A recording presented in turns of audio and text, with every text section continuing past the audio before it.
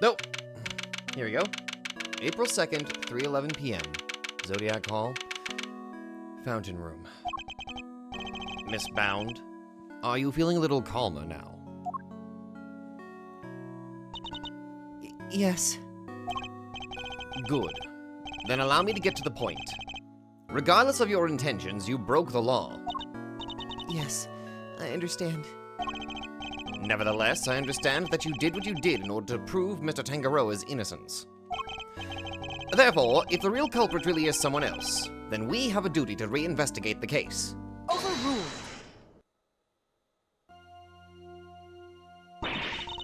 There is nothing to suggest that anything nefarious took place in the official IS-7 incident records. Fuck you! Sorry. And right now, there is nothing to suggest that we should take Miss Bound to her word either. So our first order of business should be to arrest the culprit of the case before us, Miss Bound herself. Statute of limitations. Objection! Official records cannot always be trusted, Judge Gavale. Especially since there are those prosecutors who would think nothing of twisting the facts. Overruled. Are you suggesting that the committee at the time overlooked just such a prosecutor? Oh, I'm not suggesting. Well, that's for you and your people to figure out. However, it is a fact that the autopsy report was faked. Seeing as Mr. Frost's body was only found just now. There really is something of Mr. Von Karma in you, Mr. Edgeworth. I'll take that as an insult. How so exactly? By continually defying the will of the committee and bending the truth to fit your needs. That's how. Perhaps it is time you understand how the committee sees this case. Fine, let's go! The committee is willing to accept that Mr. Von Karma falsified Mr. Frost's autopsy report. Even still, Mr. Von Karma only managed to have Mr. Tangaroa convicted as an accomplice. I personally have come to believe that the real culprit behind the IS-7 incident is Miss Bound. Her plan to poison and kill Mr. Gusto today was her attempt to frame him for Mr. Frost's murder. Seriously? And this is how the committee sees things, is it? It is. As always, I act solely in service of law and order. It sounds to me like all she's doing is acting in service of the committee and covering up the truth. And if I can't change her mind, there will be no saving Mr. Tangaroa or Miss Bound. I just started the recording and I'm already frustrated with you, woman. Hold it! If you accept that Mr. Von Karma falsified the report, then why won't you reinvestigate the case? Because the goddess of justice is never wrong. Liar! Oh, you brain-dead idiot. Objection! Her verdict. Despite blatant evidence tampering, you sure your precious goddess is into that? Almost makes you think the committee might have other reasons for not wanting this looked into again. Further investigation is simply unnecessary since the goddess of justice has already spoken. Is that right?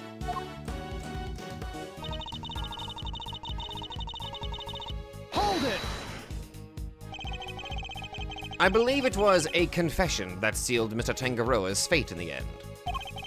A confession secured by Mr. Von Karma, which should surely cast doubt on the final verdict itself. Overruled.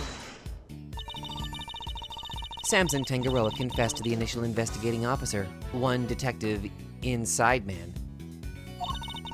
The official records state that it was his interrogations that led to the conviction. Therefore, all I can say to you is the goddess of justice has already spoken. Unbelievable! She just won't budge at all! Are these committee guys really that big of a deal? In many ways, they are a prosecutor's worst nightmare. So kind of like how the police are to a great thief, huh? Funny how you don't seem to have a problem working with the police when it suits you, though.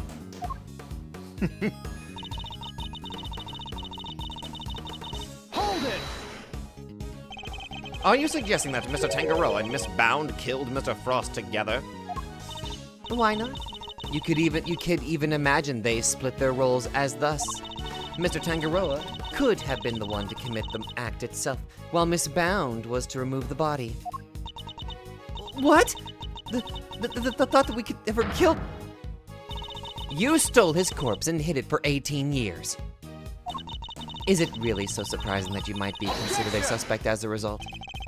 Miss Bound has freely confessed to all of her crimes. Now is not the time to speculate about what else she might have done in the past. Very well. Then let us pass judgment on what we know she did in the present. My God, I'm sorry. Hold it! Why would Miss Bound have chosen to frame Mr. Gusto for the murder? No doubt because he suspected her of being the real culprit. He may have entered what he thought was the Winter Wing simply to see if the Gemini statue was genuine. Little did he know that he would be greeted by a trap designed to silence him. A trap that nearly worked. Objection! Do you have any evidence to support that line of reasoning? Unfortunately, Mr. Gusto remains in critical condition. It will be difficult to prove anything until he regains consciousness. In other words, there is little we can do for now. On the contrary, there is plenty we can do. You still have not grasped the situation, have you? Then allow me to spell it out for you. I think what I'm gonna do to avoid getting myself frustrated at Gavel is I'm just going to assume that she's brainwashed. Kind of in the same way that Francisca was brainwashed by her father. That's at least my plan. That's kind of what, like, I'm thinking here. Oh!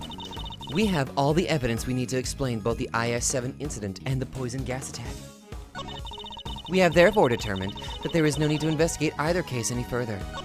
Okay. Hold it! All the evidence you need? In the matter of the IS-7 incident, we have a body, a murder weapon, and 2 suspects. As for the poison gas attack, we have the sources of the 2 chemicals into Miss Bound's confession. And as for you, Mr. Edgeworth, we also have enough evidence to see that you yourself will have to answer to the committee in a formal hearing. What? Whoa! That doesn't sound good. Don't worry, Malzarino. If nothing else, you're always more than welcome at Edgeworth & Co. Your Honor, I'd greatly appreciate it if we could stay focused on the matter at hand. Of course. Now, where was I? Hold it! You really mean to assert that there are no loose ends left to investigate? None at all. All of the evidence has been examined at length, and there is nothing more to be learned from them. Therefore, I see no need to further prolong this trial. This court finds the defendant, Miss Judy Bound. No, you don't! Your Honor, I'm certain there's something that still needs to be examined. The hammer is about to fall, Mr. Edgeworth. Only hard evidence can stop it now. The funny thing, you mentioned that. Hold on, where is it? Oh! The Gemini case. Sugar composition matches that of sugar found in the blue pale liquid in Artie Frost's room 18 years ago. Sugar detected in fountain water also seems to be a match. I assure you, there's a little something that we have here that counters what you've got. I'm just saying. Present what you think requires further deliberation now, assuming there really is anything left, that is. This isn't over yet. Not by a long shot. There's still one thing we don't have an answer to. And it's up to me to point it out to Judge Gavel. Exactly. All right. I think this is the one that I had to counter. We have therefore determined that there is no need to investigate either case any further. Objection! Gotcha. I'm afraid there is still one question concerning the IS-7 incident that remains unanswered, Your Honor. Would you mind taking a look at this? What is it? Their test results, carried out on the liquid at the bottom of the Gemini case in the Winter Wing. As you can see, traces of blood were detected. The question is, whose? Until that question is answered, I hardly think you can claim to have all the evidence. There was blood in the Gemini case? Why did I not hear about this from Eustace? Because Detective Gumshoe informed me of the results directly. I was planning to tell Mr. Winner about it myself, of course. Overruled. You kept this to yourself until now? Despite having no jurisdiction here whatsoever? Mark my words, the committee will hear all about what you have done here today. As ever, my interest is in the truth. And if mistakes were made in the past, they must be rectified. If you must report me to the committee, then so be it. But in return, we must be allowed to investigate this case to the very end. That is not my decision to make. You will need to discuss it with Eustace. Guess who's back, losers? And with good news, too! Oh shit, he's awake! It was a close call for a minute there, but Camilla Gusto is alive! Gusto. He made it. My God, look at all those scars and everything on you. You're the ones who found me. Yep. Long time no see, Gusto. You're the attorney's assistant. You've grown, and you have an assistant of your own now. The assistant? No, I'm... He hasn't got the gig just yet. This is Gregory Edgeworth's son. Prosecutor Miles Edgeworth at your service. Fate moves in mysterious ways. I'm in your debt. If you hadn't found me in time, I wouldn't be here to thank you. Oh, you're very welcome. After all, if you hadn't lived, we wouldn't be able to ask what really happened 18 years ago. What are you talking about? We figured out quite a bit while you were out cold. Including the fact that you're probably the guy who offed poor Artie Frost. What? Is that true? Miss Bound set up a very elaborate trap to catch Mr. Frost's murderer. A trap that involved rigging the Pisces case with poison gas.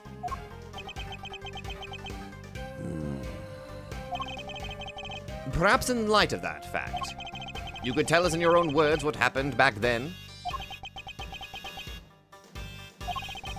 Or perhaps you'd rather exercise your right to remain silent. Oh, it's not that. Gusto's here a fan of the old meditation. You know, and all that jazz. Wow, sleeping while standing seems pretty cool. That's one heck of a talent. Except there's no sleeping involved in meditation, Kay. Hey, Gusto, old pal. How about you snap out of it and tell us what went down way back when?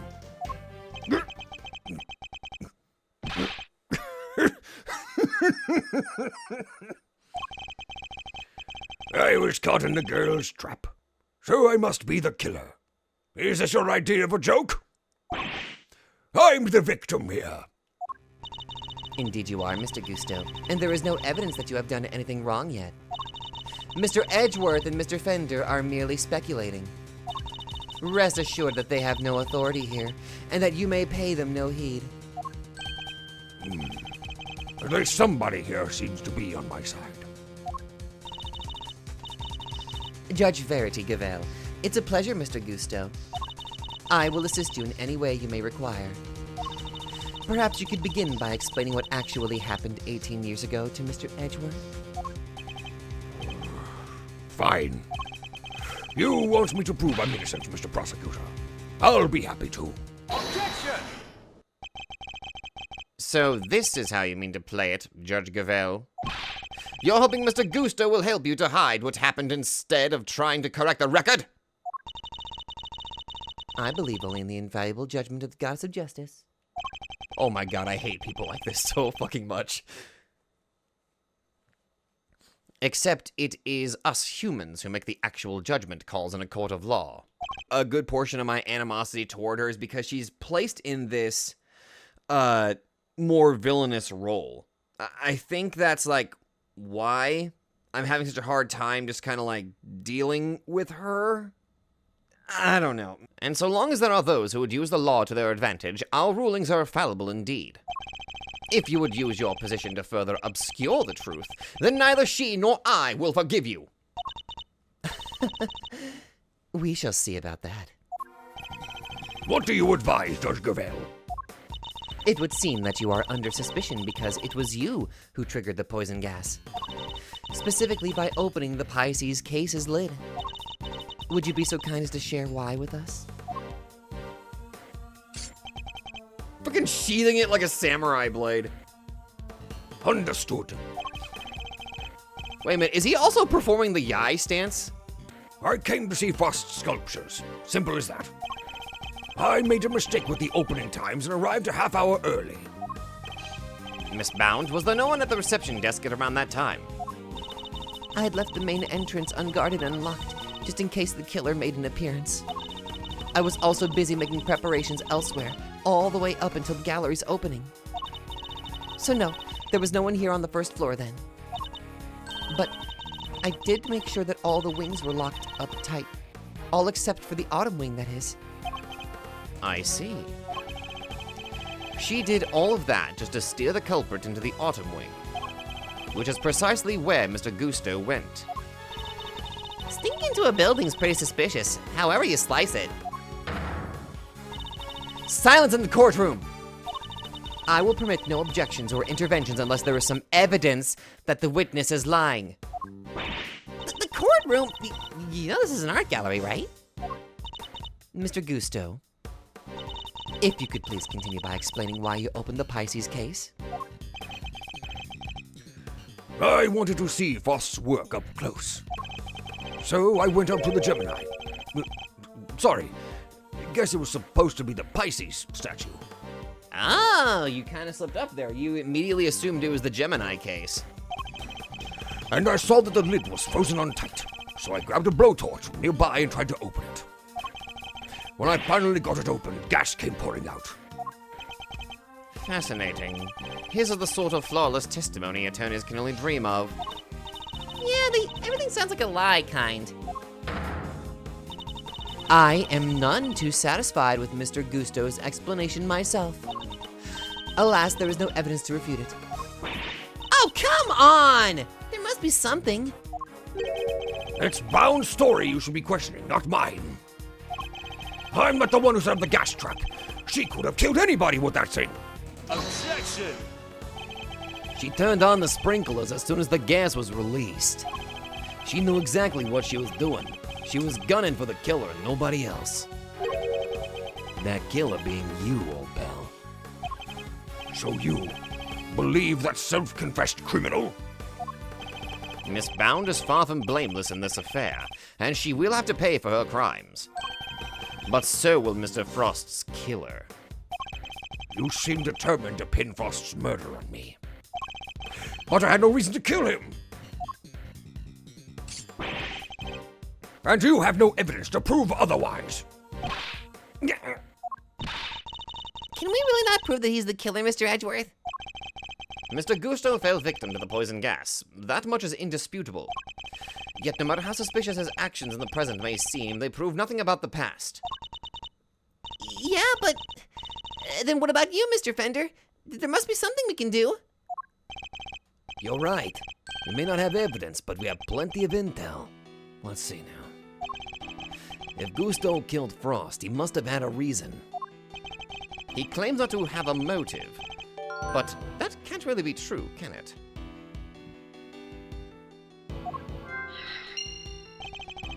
If he did it, he has one. Not many people commit murder just for fun. Those are the loons we lock up. In fact, your old man had a little back and forth with Von Karma about a probable motive too, remember? How can you possibly say that with any certainty? If their relationship had broken down for some reason, that could very well have been the motive behind this murder. Von Karma wouldn't let us talk to Gusto back then, but we can now. Hold on a minute. There is a motive. Probably has something to do with their kids. There's my immediate assumption. Something happened between their children. But what could have possibly happened between their kids that would have resulted in Mr. Gusto actively wanting to kill Mr. Frost? His son would have... Okay, going with my theory that it has something to do with the fact that their kids were friends, like, it would have had to have been something super severe. Like, life-alteringly bad. If we can put the pieces together, I think the picture we've been looking for might just emerge. Yes, I think you might be right. I need to think back over everything we know about the IS-7 incident. Especially the questions that never got answered. And the finger marks.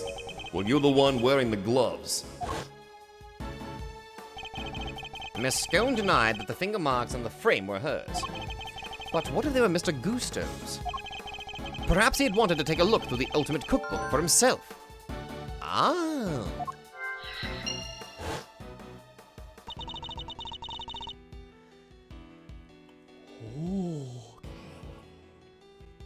So he asked me to go put in a new cartridge. He seemed to think there should have been more shots left than there were. In other words, the film ran out sooner than expected. Yes, the number of shots he took didn't line up with the number of shots remaining. But he thought maybe he just lost track somewhere along the way. My father noticed these things for a reason. I just need to piece them together correctly. In the absence of evidence, it's the only way to the truth. Logic! Alright. The murderer's motive. Cooperation ended. Gusto helped Frost in the final, but okay, logically, my first thought is, the remaining exposures, that feels weird. The remaining pictures. My guess is, he probably opened up the cookbook and then took a few of those pictures. Possibly? So, maybe these are connected. Yes! Photographing the cookbook's contents would be the perfect way to steal its secrets undetected. And what if Mr. Gusto did just that? What if he used Mr. Tangaroa's camera to photograph the book? It'd be the perfect crime. So much better than stealing it and getting chased by the cops. A sneaky snapshot of 20, huh? That could work. The only question is, when would he have done it? Good question. What about during afternoon tea? Didn't Alicia say that Gusto and Frost had missed out on a little tea party they had? Frost and Gusto didn't attend the afternoon tea. Maybe that was around the time that they were planning their cooperation. Which brings me to the next question. When do we know for certain that Mr. Frost was still alive? Then, after the contest began, nobody saw hide nor hair of Frost, as he had secluded himself in his room. And the only person capable of entering his locked room was Tangaroa, possessing, as he did, the only key. Miss Scone, were Mr. Tangaroa's works the only ones you sampled? No, dear, I couldn't help myself. When I'd finished my afternoon tea, I tipped over to Chillywink's room for a little taste. I forgot she called him Chillywinks. Mr. Frost had kept to himself inside his room after the contest had started. But he was gone by the time Miss Scone snuck into it to sample his work. Meaning there's a good chance he was murdered before the end of afternoon tea. Okay, so now we have afternoon tea. Frost and Gusto didn't attend afternoon tea. So, Gusto insists he had no reason to kill Artie Frost, but...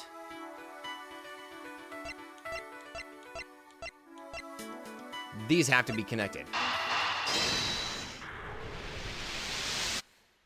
Yes! Mr. Gusto, you and Mr. Frost conspired to create works for the contest together, did you not? Huh? So you know my little secret? Mr. Fender was kind enough to inform me.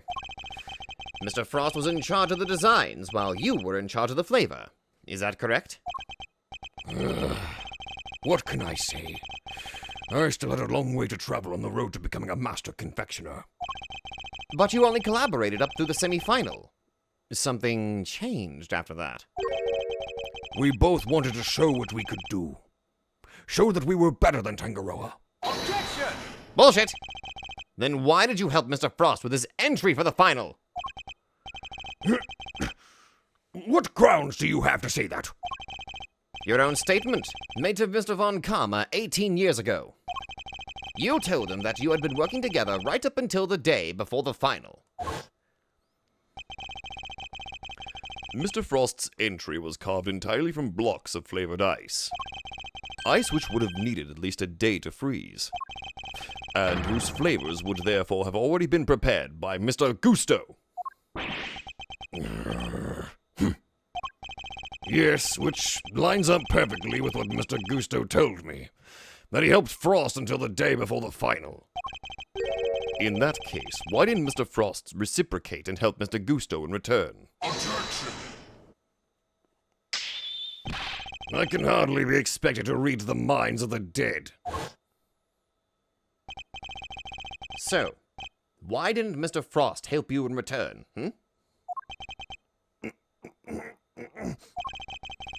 I submit that your relationship broke down for some reason, and that became the basis of your motive for murder.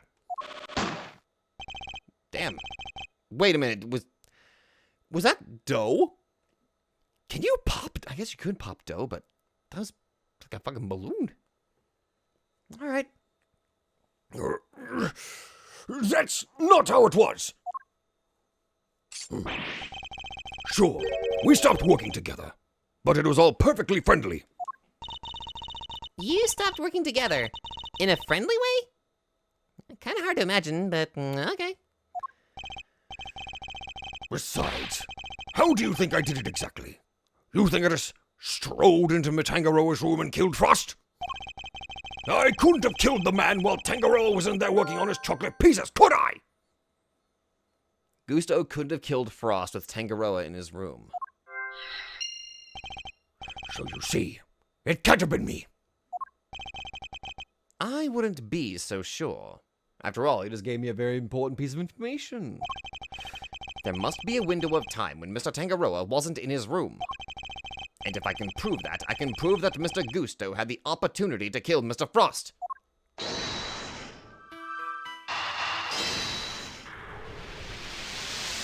Boom.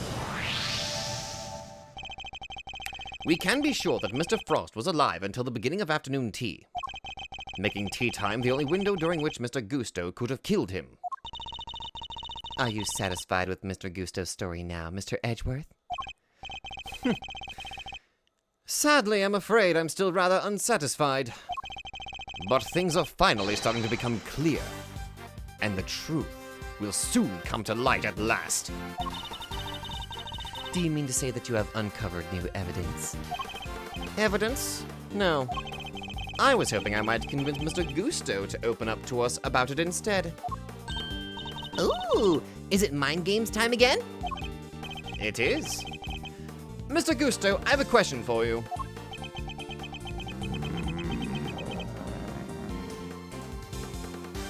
Are we gonna? Is my man just sleeping? I said I have a question for you. What is it? You chose to make your entry for the final on your own. I told you, I wanted to test myself. I want to prove that I was the best in the world. Objection! Bullshit! If that were the case, then surely you wouldn't have chosen to cheat in the first place. So tell me, Mr. Gusto, why did you feel the need to team up with Mr. Frost? Oh, it's mine chess. Let's go! Okay. I gotta get myself in the headspace here. Alright, gotta get myself in the headspace here. Okay. Headspace. Crack my neck. Okay. Last time I was cutting it close. So let's do this right. 18 years ago, Mr. Gusto and Mr. Frost collaborated in the confectionery contest. But why did they work together, and why did they enter the contest in the first place? That's the information I need to get out of my opponent somehow.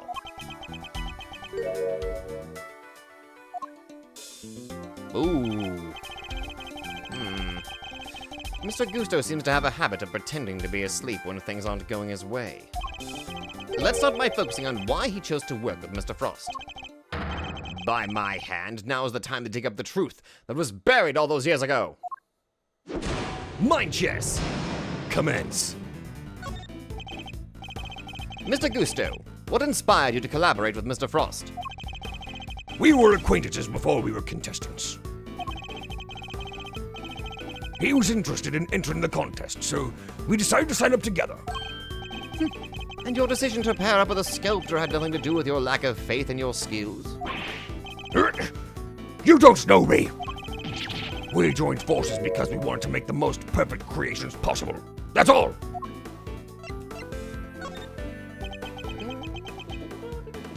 He's pissed off, so I don't think I should counter him. Frost's son and mine were in the same grade at school. So we got along pretty well too. Oh. So you were just two friends who happened to try for the title of World's Greatest Confectioner?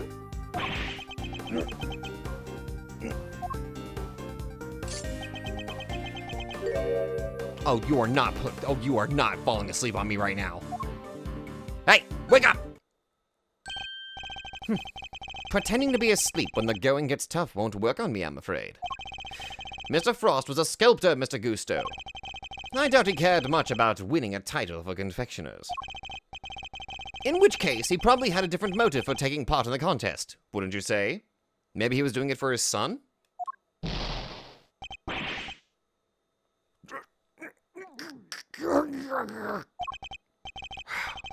Fine. It was me. I wanted that title. Frost was only in it for the prize. The ultimate cookbook. I see.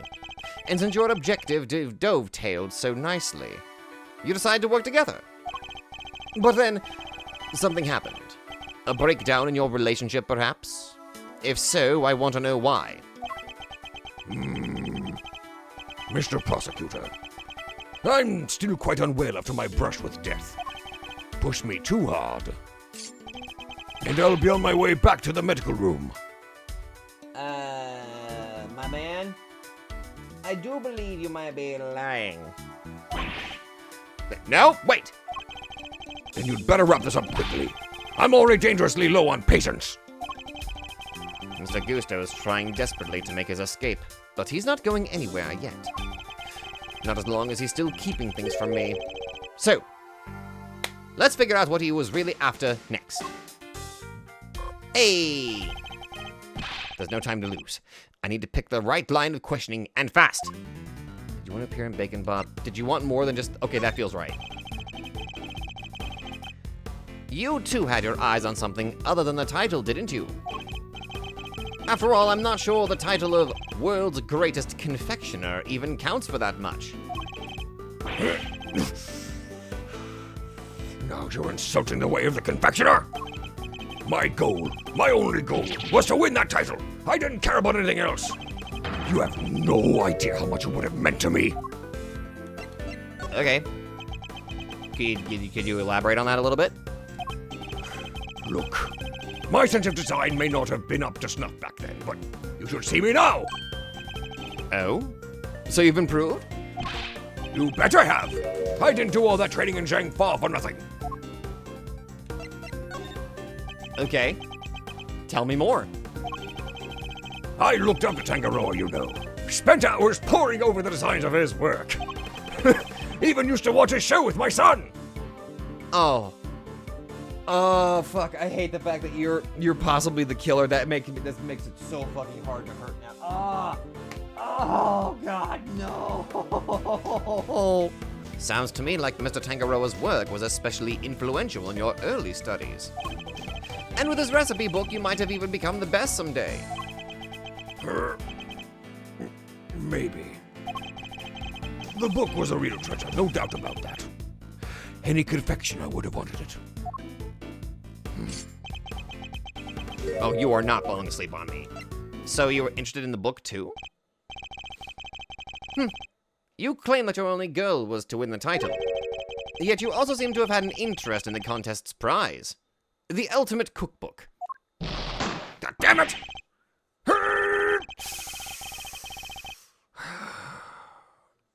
The greatest collection of recipes by the world's greatest confectioner. I can't say I had absolutely no interest in it. And even if I did, what exactly is so wrong with that? Nothing, I suppose. Only that the book contained recipes for medicines, not desserts. And everyone who entered the contest supposedly knew that. I feel like I'm finally getting somewhere. I can't let him slip from my grasp now. Yeah, I gotta be like, okay, I got it. Okay. I just need to stay calm and keep the pressure on. Yeah, okay. Because I remember, like, the pawns, they go down in a single strike, and then the rest of the parts, they need to go down in a few strikes. Alright. Thank you! That's what I was hoping for.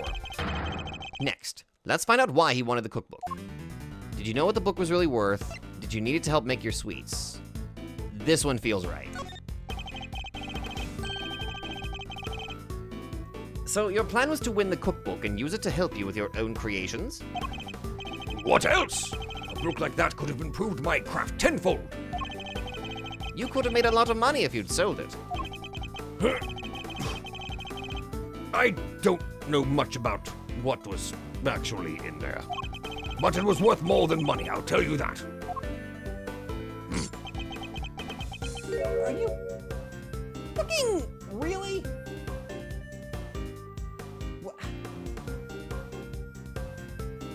Okay. You'll know more than you're letting on. Come now, Mr. Gusto. I think you know more about the Ultimate Cookbook than you claim. They told us a little about it at the start of the contest. Then you know what kind of recipes it actually contained, don't you? And that they weren't dessert recipes at all. I see you did your homework. Fine. So you know what was really in there. The Ultimate Cookbook, or the Angel's Cookbook, to give it its proper title. Angel's Cookbook? It is a collection of chemical formulas and ways to synthesize new medicines nobody has never ever heard of. So he did know that the cookbook actually contained recipes for medicines. This could be an important clue. Okay, did you know what the book was really worth? Did you know how valuable the cookbook really was? What kind of question is that? It was a collection of Tangaroa's recipes. There wasn't a confectioner in the world who wouldn't have wanted to get their hands on it. Well, time to deploy my clue. Except you know that's not what's really in there. Your designs may have improved thanks to your training in Zhang Fa, but you clearly didn't do enough work on your skills of deception. You've already admitted that you knew the Ultimate Cookbook was a collection of recipes for medicines! Oh, God damn it! You're being a butt munch! What? You're being a butt munch! I don't think I've ever been called that before. No, I'm pretty sure I called you a butt munch. Hell, even I have. You're not even here.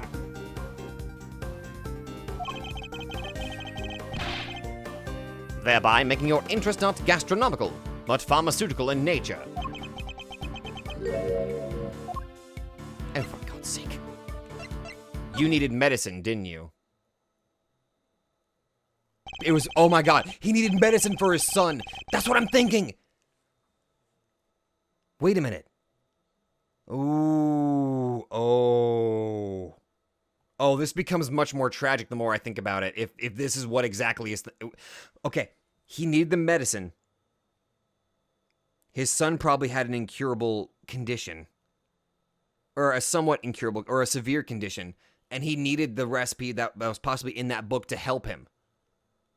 Thus giving him a motive for murder. It's not, I mean, oh, fuck. Oh, I'm sorry. The slippery slope of my thought process. Okay. Back to work. Your confectioner, Mr. Gusto. You had no professional interest in revolutionary new medicines, which suggests that your interest must have been personal. Damn it! I underestimated you. Fine. You're right. Winning the title wasn't the only reason I entered the contest. I needed one of the recipes in that book. It was for my son. He was sick. He was? Tell me more. Tell me more. That's none of your business. I've told you as much as you need to know. He looks rattled, but I can't let him off the hook. Let's find out what this mystery illness was. Recovery! I've almost gotten to the bottom of this. I can feel it. Just a few more moves. What was the name of your son's condition? Tell me more about your son. Was the book... let's go for this one. I do not work well under pressure. Yeah, for some reason I'm working well under pressure. What the hell? Tell me a little more about your son. Oh, he was my pride and joy. And my biggest fan. And you entered the contest in order to help him? You clearly don't have children of your own. Any father would have done the same. I would have done anything to help him. Anything. Okay. He would come see me here at the contest venue, too. Right up to the semi-final. Really? He didn't get in the way of your work? If you were trying to beat Samson Tangaroa, surely you didn't have the time to look after a child. Yeah, well, I wanted to do what I could for him. He said he wanted to always be the first to try my creations. Don't do that, man. Don't do that. Wait a minute, so he wasn't too sick to join you? You said your son was sick, Mr. Gusto. And yet he was able to come and join you for the contest? It wasn't that kind of illness. Nothing life-threatening, anyway. This feels like it could be an important clue. Okay. Haha, I paused it! Haha! Was the name of your son's condition? Was the book necessary for him to get better? Okay, if it wasn't life-threatening, then let's figure this out first. So, you needed the cookbook to cure your son. Nowadays, you can get the medication he needed anywhere. But back then, that book was our only hope. Yeah, because 18 years of medicine, like, shit changes in 18 years whenever it comes to medicine and stuff like that. Which is why I didn't dare waste my time on fancy tea parties. I had to give my all to my work. And what about Mr. Tangaroa's work? Surely that tea break gave you the perfect opportunity to go steal a glance at it? And what makes you think I had the energy or time to care about what the others had made? But you cared about Mr. Tangaroa's work. Like, dude, I think you've made it abundantly clear how much interest you had in Mr. Tangaroa's work. What's more, if you were that determined to win the ultimate cookbook, I seriously doubt you would have passed up on a chance to take a peek at your competitors' entries. God damn it!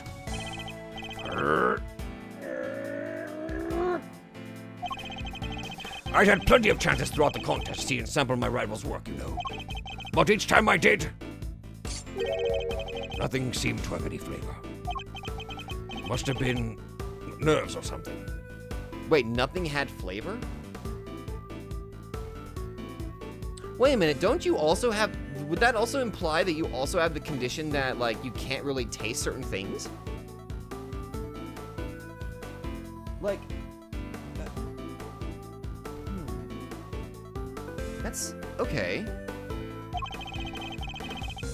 Nothing Mr. Gusto tasted had any flavor? That seems like it could be an important clue. Oh, what was the name of your son's condition? Could you tell me the name of the disease your son suffered from?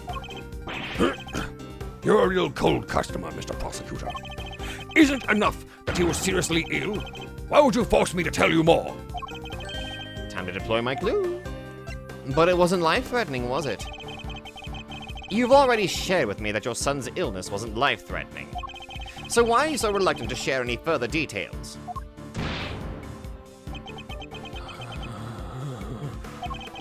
It may not have been life-threatening, but that doesn't mean it had been life-altering. I see. That must have been very hard on both of you. Of course it was. That's why I did everything I could to find a cure. We were desperate. He couldn't taste anything, not even his favorite desserts. I see. I see. Did he have it? That's rude. As I understand it, the Ultimate Cookbook contains the recipe for a very particular medication. One that Mr. Tangaroa used to cure himself of his own taste disorder. So, he had it too? Two, you say? So your son has a taste disorder then, am I correct? How did I let that slip? You've been asking me to believe that you needed to win the cookbook in order to cure your son. But was that really the case? Okay, I gotta push him again. Oh, never mind. Of course it was. What are you saying? I'm saying that I'm not so sure that's true based on everything you told me. Time to deploy my glue. You were sick yourself, weren't you? Taste disorders are difficult to live with. It isn't easy not being able to enjoy your food. You should know. After all, you just told me you'd experienced something like that during the contest. You said that nothing you sampled had any flavor. Those were your words, correct? Which would seem to suggest that you were suffering from a taste disorder. God damn it! A confectioner without a sense of taste. Not exactly ideal. Are you sure it wasn't actually your own condition you were seeking a cure for, Mr. Gusto? I've had enough of your speculations. I managed just fine in that contest. Made all of my entries, no problem. But weren't you working with Mr. Frost? My dude! Sorry, but I'm afraid you're contradicting your own testimony. You already admitted that you and Mr. Frost had worked together during the contest. It's too late to claim you did it all on your own now.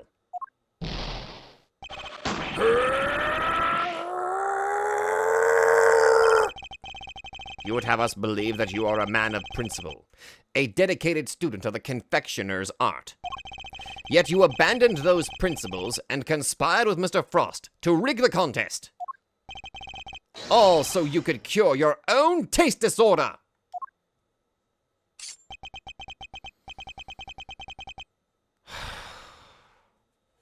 You got me, Mr. Prosecutor.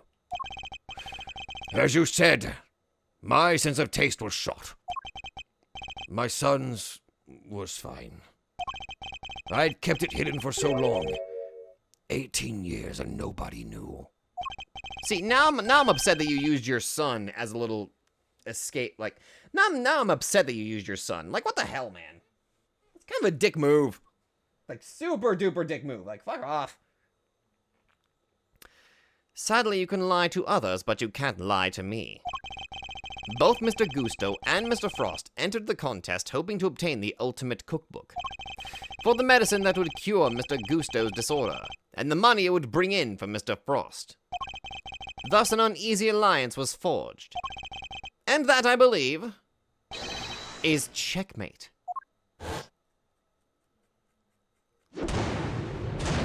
Booyah!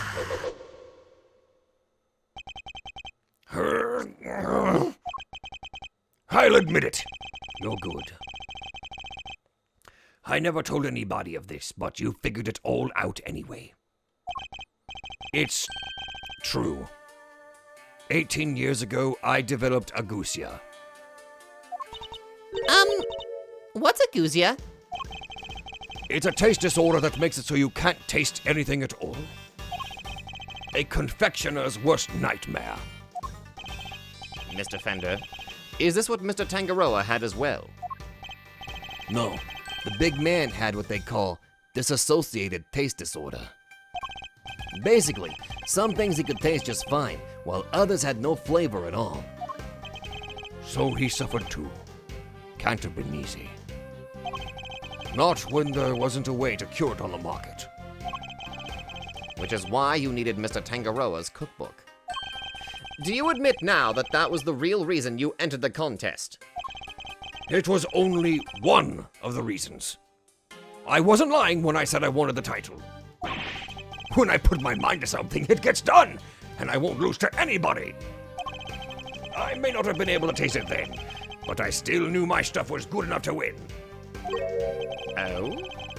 So you went into the final thinking you stood a good chance at winning? Of course. What was it that Fender said about what Mr. Tangaroa thought of Mr. Gusto's creations? Mr. Gusto's creations were a perfect balance of flavor and design, at least up through the semi-final. But, disappointingly, his entry for the final was subpar on both counts. We were told that your entry for the final was far from the prize-winning taste sensation you describe. What happened, Mr. Gusto? What went wrong that day? Fine! If you want me to talk, I'll talk. But you're not going to like what I have to say.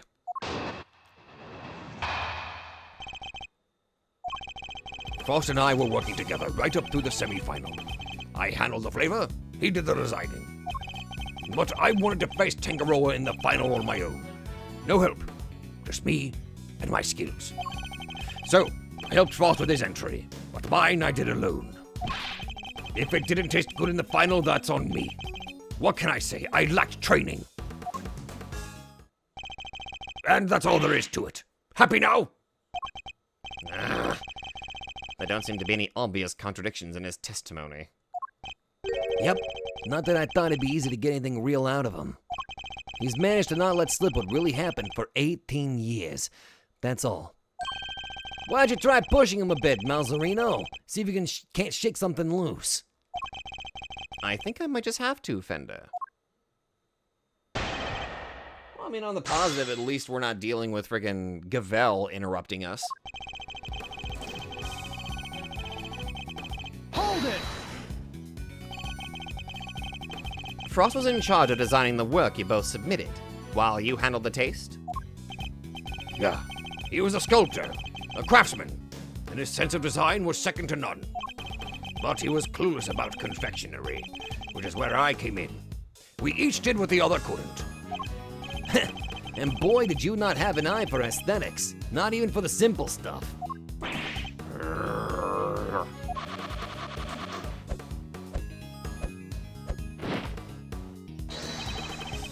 How do you like me now? Huh. The national symbol of Zhangfa. Oh yeah, it's a phoenix! That's awesome! I'll say! Pretty different to the stuff you were pumping out 18 years ago. Behold the fruits of my training. I've dedicated my whole life to my craft. But back then we both needed each other's help.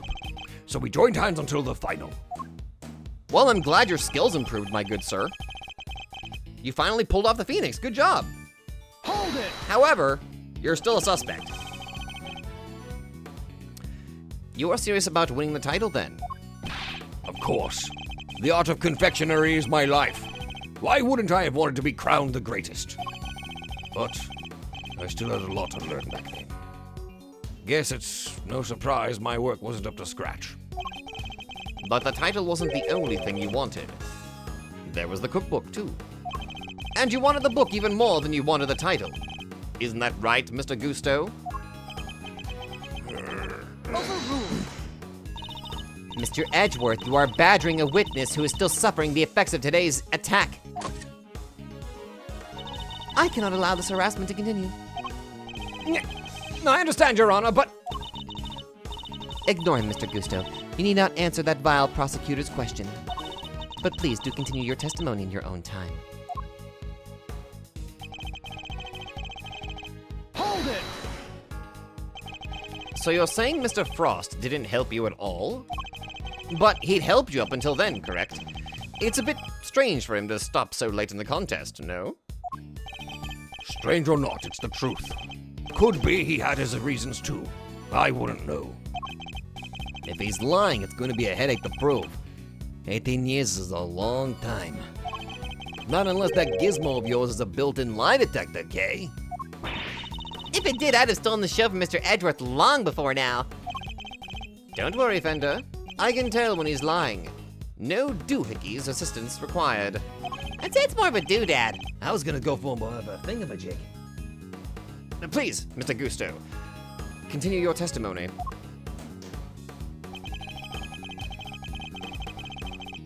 Hold it! And yet, I heard that your creations prior to the final were scored highly for their flavor. So, what went wrong? Was there some kind of cooking accident on that day? No, nothing like that. It was... I told you, I had a taste disorder. My sense of taste failed me. It's as simple as that. But Mr. Frost's entry was complimented on its flavor. Your sense of taste hadn't failed you then. Did something happen overnight?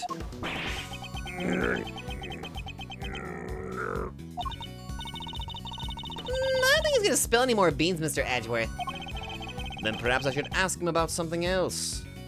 Okay, ask about semifinal, ask about Mr. Frost, stay the course. We already got enough information about the Mr. Frost, but I think we should probably... Fuck it, I'm just gonna go down the list. Ask about the semifinal. Did something change between the semifinal and the final, Mr. Gusto? Not really. The only difference between the semi-final and the final was that Frost wasn't helping me. Ooh. Hold it! Really? So, you really completed your final entry without Mr. Frost's help? I may not have had his designs to lean on, but I knew I was still solid when it came to flavor. So, the visuals were the only thing that changed between the semi-final and the final. You sure, Goosty, old pal? Gonna have to call you out on that one, I'm afraid. It wasn't just its looks that got a big thumbs down come judgment time. It got thrashed on flavor, too. Doesn't sound like much like a winner to me. Despite his confidence, Mr. Gusto failed on flavor, too. The lack of Mr. Frost's assistance shouldn't have affected that. So was there some other difference? An 18-year-old mystery. And the key to unraveling it is finally in my grasp. I just need to remember everything Fender told me about what he and my father discovered.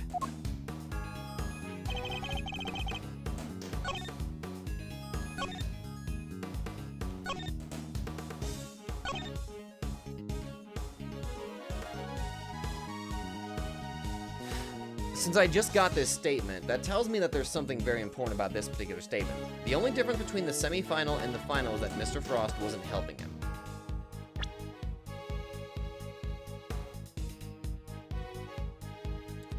Okay, I'm gonna go out on a limb here. I think this was around the time, I think this is what it was affecting him.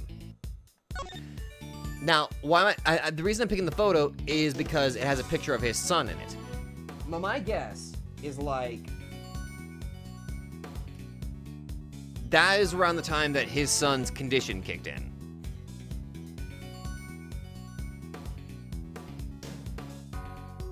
My reasoning, well, actually, I just now realized he's eating one of the confet creations that his father made. I just now noticed that. That's cute. But my guess here is like, he trusted his son's sense of taste whenever it came to making stuff.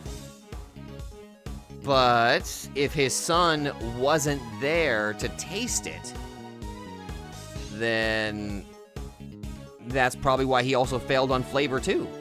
He didn't have anybody to actually flavor test it, because he himself can't taste anything. So, Objection! he didn't have a taste tester there, so that's probably why the flavor failed. I can think of one significant difference between the semi-final and the final, Mr. Gusto. Your son. This is him in the photograph, correct? You told me he was here with you up through the semi-final.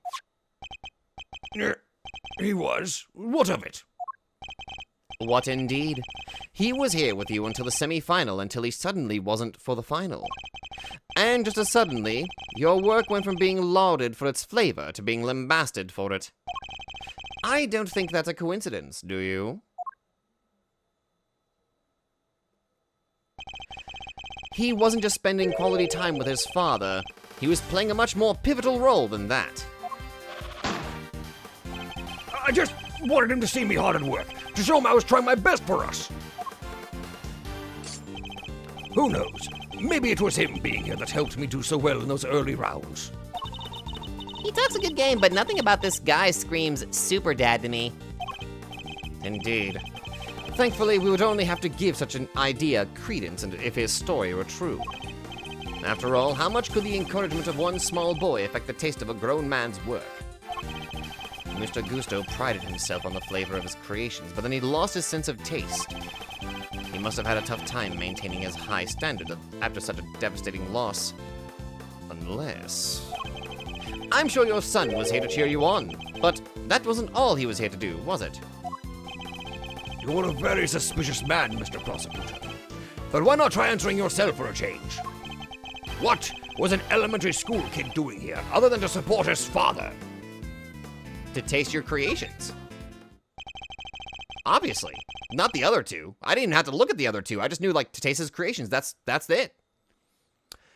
Your son knew the taste of your work pretty well, I imagine, Mr. Gusto. He was my biggest fan. Of course he knew it. In which case, he would have been a good judge of whether something tasted on brand, so to speak, no? What are you implying? You've already told us that you were suffering from a taste disorder. I'll admit it. You're good. I never told anybody any of this, but you figured it all out anyway. It's true. 18 years ago, I developed argusia. No one knew about your condition. Indeed, I doubt Mr. Frost would have wanted to continue collaborating with you had he found out. After all, it was your job to make sure his creations tasted good.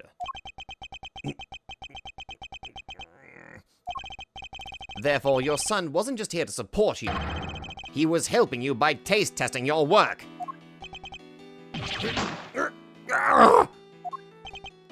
Dang!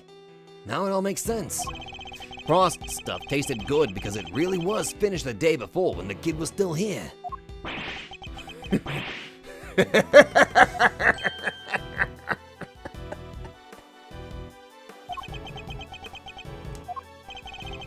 You have a vivid imagination, Mr. Prosecutor.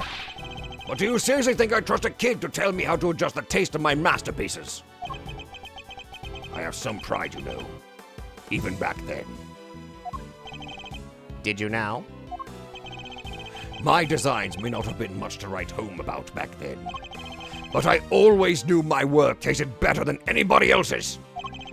You think I'd risk everything by putting my reputation in the hands of a child? This is just more speculation. That's all it is. Well, in that case, I have to speak with your son this instant. Let's see how much of your story he can corroborate. Sadly for you, my son is no longer my concern. What? What? As soon as I got my sense of taste back, I went straight to Shangfa to start my training. And cut off all ties with the kid for good. Holy shit, what? What? You abandoned your own child? And that ain't the half of it. No one knows where he is even now. What? The cops have looked all over for him, but no dice. So, still think you can prove your asinine theory? I'd like to see you try. Whoa, okay, all sympathy out the window. What the? What? Huh?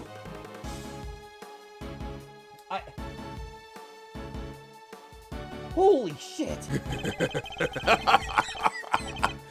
You think I care about anything besides confectionery? Think again! I got my sense of taste back. What do I... I just want to talk to him. Dad, this is ridiculous. I just want to talk to him. I just want to talk to him. I just want to talk to him. I just want to shoot him. I just want to talk to him. Sorry, I need a moment just to just digest what the hell he just said there. I got my sense of taste back. What need do I have for a son? Silence in the courtroom. While Mr. Gusto's words and actions may demonstrate a certain lack of humanity on his part, the gods of justice cannot judge him for that. Therefore, Mr. Edgeworth, I believe it is time for you to admit defeat. Yeah, give it up. 18 years is a long time for anything to surface now, proof or otherwise. Mr. Edgeworth, we have to do something! If we don't, the truth might be lost forever. Where are you, Detective Gumshoe? Can't imagine whose blood it could possibly be, but I'll get it tested right away, sir. Please do, Detective.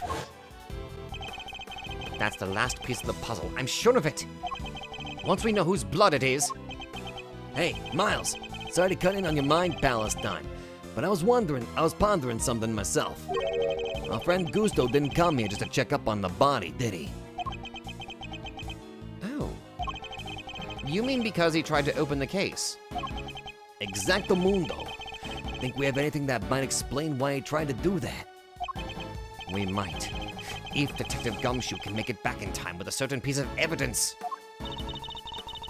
That's quite enough idle chatter, Defense. Now, if you... Mr. Edgeworth, sir! Sorry to keep you waiting! God damn it! Speak of the devil. I take it you have the test results, Detective. Yes, sir. The lad just got back to me. And that's why Gumshoe is the best. Detective, please. The court is in session. Now then, am I right to assume that you are bringing us the evidence Mr. Edgeworth was just speaking of? What? Hey, no fair. Why didn't anybody tell me about any of this? It is indeed the evidence in question, Your Honor. It needed testing, so I asked him to carry it out. What the? Why is everybody always helping you? I'm supposed to be the one in charge here. Mr. Winner, I'm sorry I didn't involve you, but this is important. Can we at least hear what the detective has to say? Well, all right. So, Detective Gumshoe, what do the tests have to tell us? You're not gonna believe this, but the owner of the blood we found the liquid at the bottom of the Gemini case is Carmela Gusto, the victim of the poison gas attack. What? What are you talking about? Thank you, Detective. You've been very helpful. Well, it looks like my suspicions were correct. What do you mean, Mr. Edgeworth? Oh boy, here we go. Yes, what do you mean? Explain yourself. What is the significance of this blood to this case? It's only the very thing the perpetrator of the IS-7 incident has been trying to hide all these years. The fact that your blood was found inside the Gemini case, Mr. Gusto, is as good as us finding your blood lying right next to Mr. Frost's body.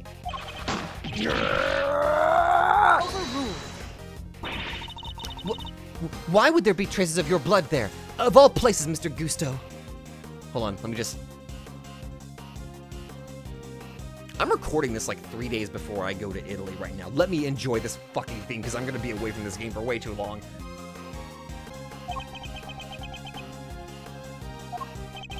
If you won't answer Her Honor, Mr. Gusto, then I will.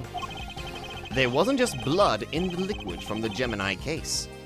There were traces of salt and sugar, too. There were?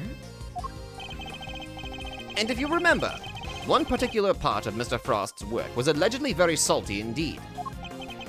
Oh yeah! You're talking about what Delisha told us back then, right? What was it again? Did they ever? I've never tried ices so scrumptious in all my life. Really? Man, I wish I could have had a bite. Well, scrumptious except for the salty bit, of course. That was unbearable. The salty bit? It's in the other photo you've got there. This bit, the harpy thing. Gemini's leer. Yes, the leer, and only the leer, tasted as if it had been flavored with salt. There were no traces of salt anywhere else in Mr. Frost's entry. Very interesting. Then perhaps you can tell us, Mr. Edgeworth. Where did the salt in the leer come from? The salt had to have come from... There's only one thing we can think of, and it's the salt lamp. Take that! This is... the lamp from the IS-7 incident? Indeed! And I believe that salt that gave the leer its flavor came from just such a lamp. Mr. Von Karma had established that both salt lamps were in Mr. Tangaroa's room at the time of the crime. One of them was used to kill Mr. Frost. And it was stained with his blood. But no corresponding pool of blood was found in Mr. Tangaroa's room. Right, because the culprit had chucked the piece of chocolate with that on it into the little stream. Furthermore, aside from the leer, no traces of salt were found anywhere else in Mr. Frost's room either. Hey, come to think of it, the lamps we found in Delisha's room were both broken. The lamps appear to be broken. Bulbs are smashed, both of them. Maybe they fell and broke on the floor. We never did figure out how the one that wasn't used to kill Frost got busted, but... are we thinking maybe it had Gusto's blood on it at some point? Anyone whose blood was found on one of the lamps would have been a person of interest to the police. So the killer needed to hide the blood somehow, and in a way that wouldn't arouse suspicion. Are you seriously suggesting that the leer was used to do just that? I am. I suspect that the bloody salt was somehow applied to the leer so that it could be hidden inside the cake. Oh no! Oh God! Does that mean that she tasted the blood? Oh fuck! Scone, go to the fucking hospital. Get yourself tested. Holy shit! Wait a minute. It's been 18 years though. Because unlike the fountain water, the sculptures would have needed more time and care to test properly. And so he waited, and waited, for his chance to dispose of the leer undetected. Then the reason he's here today is... 18 years ago, Mr. Frost's body and the evidence pointing to his killer were taken away together. This, of course, was not part of the perpetrator's plan, and thus a new dilemma arose. The possibility that the body, the incriminating evidence, or both would resurface one day. So back he comes 18 years later, sneaking in bright and early to try and cover his tracks. Yeah, but there still raises a serious problem here. And I brought it up earlier. We can't do anything. The statute of limitations has already gone up. There's nothing we can do to him. Well, Mr. Gusto, are you finally ready to admit it? That you are the one responsible for the IS-7 incident? Mr. Gusto, it's all because of you that Samson is...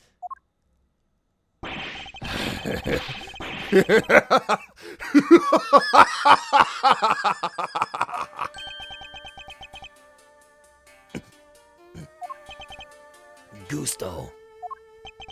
So, I finally got caught. All these years later. Nobody came close back then. Not even the big shot prosecutor or the attorney. That's some impressive work, Mr. Prosecutor. I have to hand it to you. You admit it then? That you murdered Artie Frost?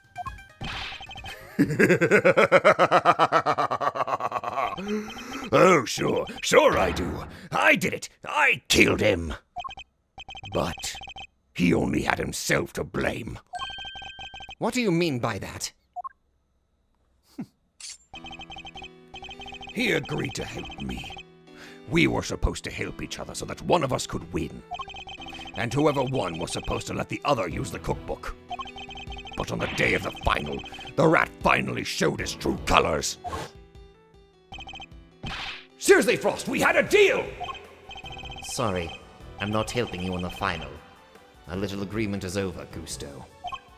But I helped you!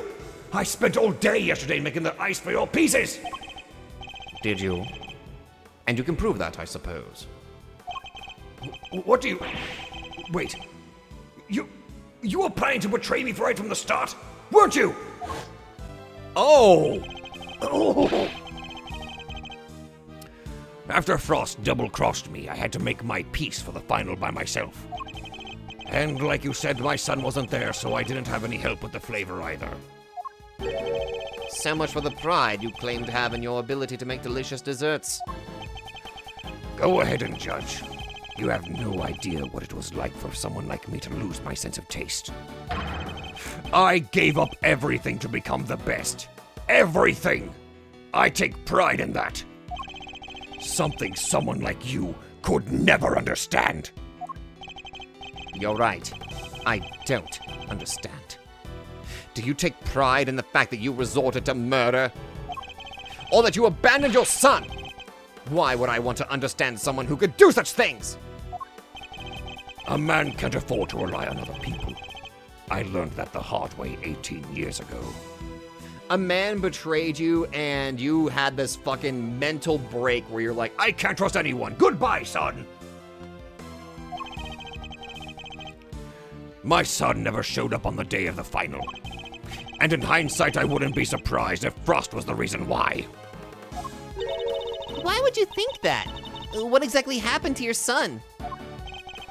How am I supposed to know? I told you, he's none of my concern anymore. And according to you guys, nobody knows where he is now either. And you don't care? You're horrible!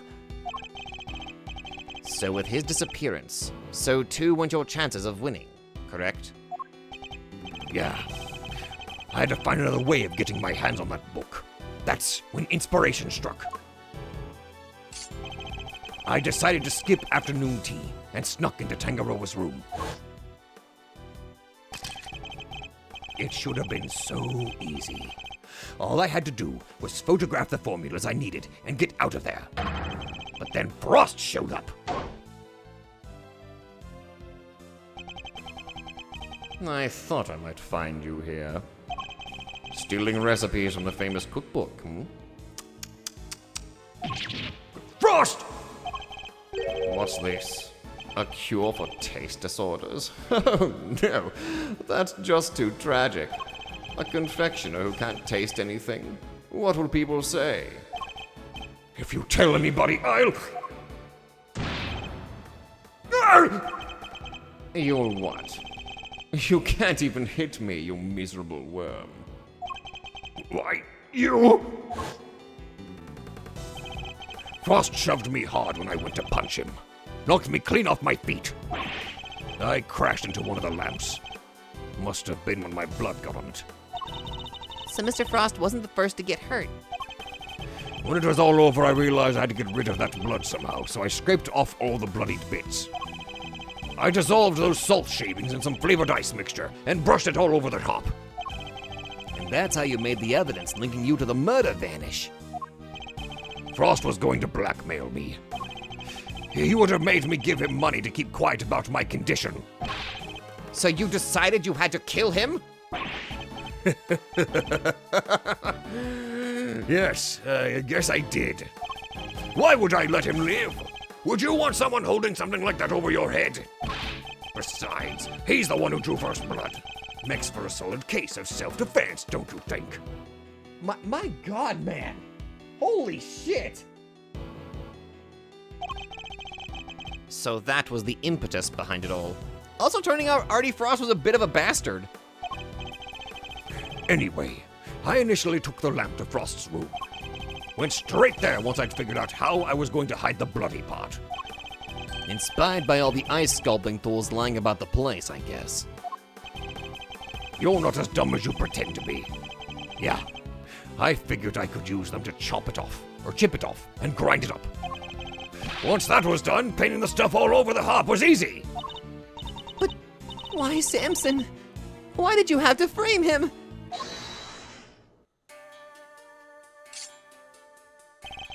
I never meant for the cops to pin it on him. That was your fault. You and the rest of them. Why do you think I went to the trouble of placing the lamps and cloths back in Scone's room? There's only one reason to plant the murder weapon in the room of another contestant. And that's to cast suspicion on that person. What? You tried to frame me, Ghosty Pants? Yeah. But why? Why poor old me? I respected Tangaroa. He was the best. A true champion. I would never have wanted him to take the fall. But you're a fraud. Your work wasn't even real. You had no respect for our craft at all. You deserve to be punished for what you did. But framing her for murder, good God, man. Like, I understand she's a bit of a fraud in that regard, but I wouldn't pin a fucking murder on her. Oh, Ghosty. How could you? And had you refrained from eating Tangaroa's work, Frost's body wouldn't have been found. My plan was to wait until the Tangaroa was judging your room. That's when I'd sneak the corpse into Frost's room and freeze it. But thanks to you, Bound here found it before I had a chance to retrieve it. I don't understand. Why did you need to freeze his body at all? Why indeed? Mr. Edgeworth, surely you must know. Why did Mr. Gusto need to freeze Mr. Frost's body? To hide the true crime scene, to pass it off as an ice sculpture, to obscure the time... Oh, to obscure the time of death. Mr. Gusto needed to freeze Mr. Frost's body in order to obscure the time of death. If they determined that the murder occurred during afternoon tea, he would have been an obvious suspect. Bingo. Freezing Mr. Frost's body wasn't simple. I keep saying Mr. Freezing Frost's body wasn't simple.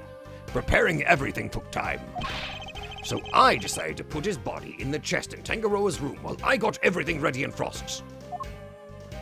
At the time, it seemed like the perfect hiding place.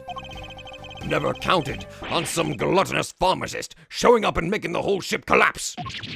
Oh! I still don't get it, though. Why disguise the body as an ice sculpture at all? The sooner it was found, the smaller the effect of freezing it would have had on masking the time of death. Therefore, he needed to disguise it, at least until it had fully frozen. How awful! Using Mr. Frost's own work to help you cover up the truth behind his murder. Ironically, Tangaroa would have been just fine if the body hadn't been found before I got it out of his room. If only things had gone to plan, he wouldn't even have been arrested, let alone convicted. You mean it was my fault? Everything that happened to Samson? It was all because I found the body? Don't let him get inside your head, Judes. None of this is your fault. If it wasn't Samson, it would have been Delisha instead. She would have been the one they arrested. Either way, there's only one person to blame here, and that's Gusto. It didn't help that the initial detective was so bad at his job either. He never even told the prosecutor that the body had vanished. So then, Mr. Von Karma had unwittingly placed Mr. Tangaroa under arrest in the absence of a body. I mean, I guess it would explain why he was so keen to wrap things up. Still, you'd think he'd notice something as big as that if he had taken a look at a few reports, right? Not if someone had been deliberately distorting the facts of the case, though. Either way, it seems that Mr. Von Karma didn't know about the body until after the arrest had been made. But admitting that would have spoiled his perfect record. So, he kept it to himself, and proceeded to prosecute Mr. Tangaroa regardless. Can this really be true? You don't feel bad at all? Somebody spent 18 years in prison because of you! Sticks and stones, girlie. Sticks and stones. What a jerk! I'd arrest you right now, pal! I'm afraid I can't allow you to do that, Detective.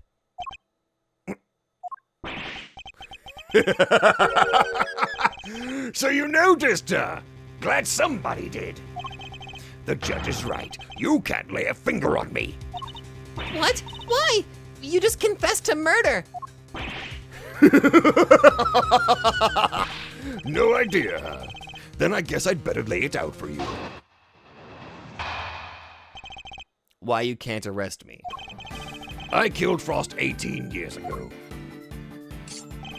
The statute of limitations for murder in this country is 15 years. You do the math. You can't arrest me. You think I'd ever confessed otherwise?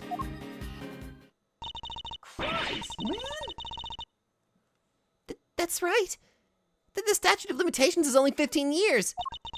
Is this really the end of the line, Mr. Edgeworth? Once the statute is expired, he can't be charged, so... But... How unfortunate, Mr. Edgeworth. I'm afraid that both Mr. Gusto's confession and your deductions will have to be struck from the record. And that Mr. Tangaroa's conviction will remain in place. Fuck you! Just fuck you! Sorry, God. Stop being mad, stop being mad. Holy shit, stop being mad. But we've finally proven that the police never had Mr. Frost's body in their possession. Even if we can't arrest Mr. Gusto, surely Mr. Tangaroa has grounds for a retrial on that basis. Does he? I wouldn't be so sure. I'm afraid that the goddess's judgments are somewhat harder to overturn than you might imagine. So the committee means for the verdict from 18 years ago to stand no matter what.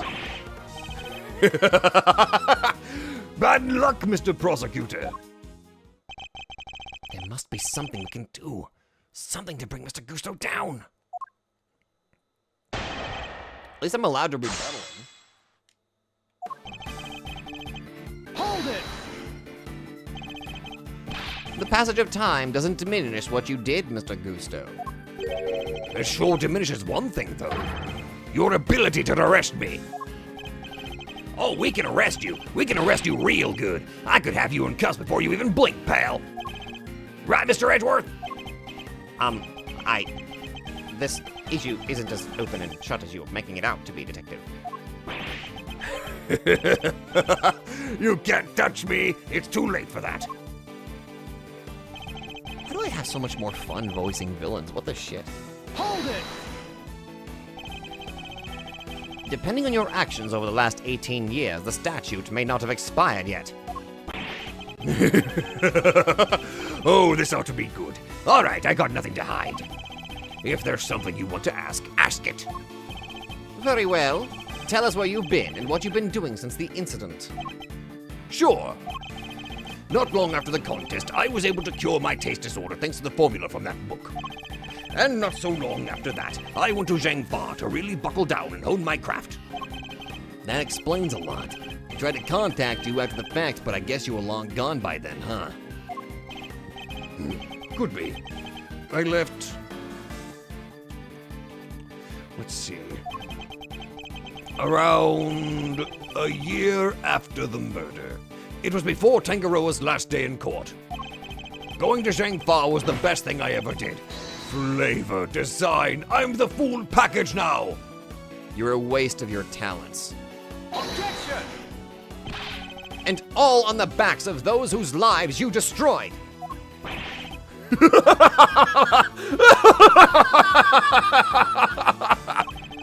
What's an omelet without a few eggs, Nothing, Mr. Prosecutor. Nothing! You're evil. Sticks and stones, girlie. You can't arrest me, and that's all that matters. I need more to work with. There has to be something I can get out of him. Maybe I can push him further on the statements he just made. Is there anything I should follow up on? His training in Jingfa. Mr. Tangaroa is found in court. Let's focus on his training. Yeah, his training in Jingfa. Okay. I'd like you to tell us more about your training in Jingfa, if you wouldn't mind. Fine. I later went to Jingfa to train, and I finally became the best in the world. Hold it! Jingfa. And you were there for a while, I imagine? Yeah, I left some time after the investigation had wrapped up. I'd been meaning to go there and start my studies for a while. And thanks to the hard work I put in,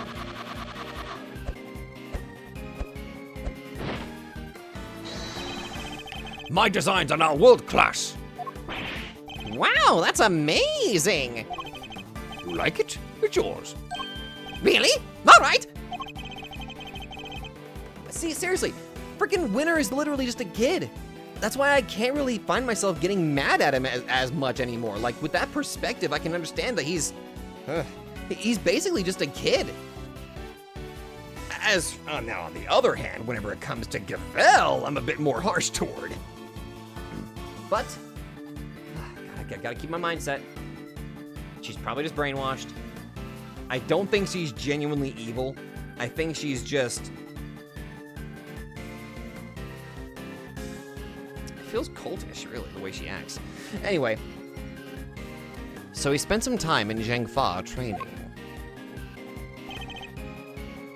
The statute of limitations for murder in this country is 15 years. I probably should need to go over the statute of limitations again real quick. Depending on your actions over the last 18 years, the statute may not have expired yet. Oh, this ought to be good. All right, I got nothing to hide. If there's something you want to ask, ask it. Very well. Tell us where you've been and... Oh, wait. Oh, we've already done that. Objection! Okay, we already went over this. My bad. Okay. Alright, my bad.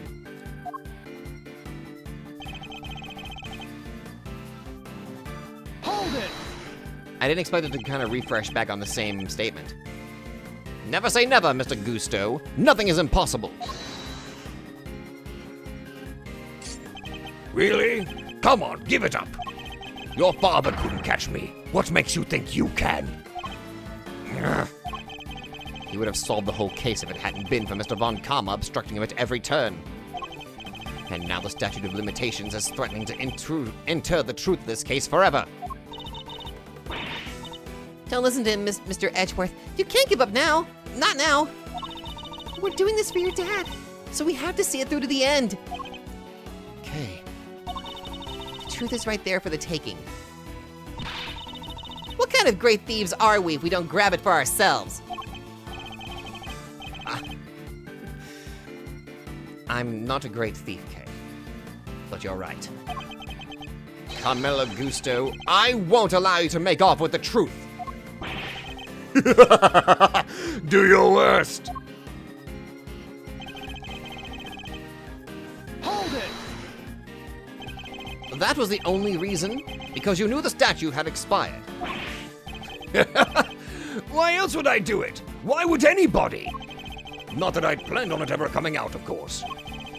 And why was that?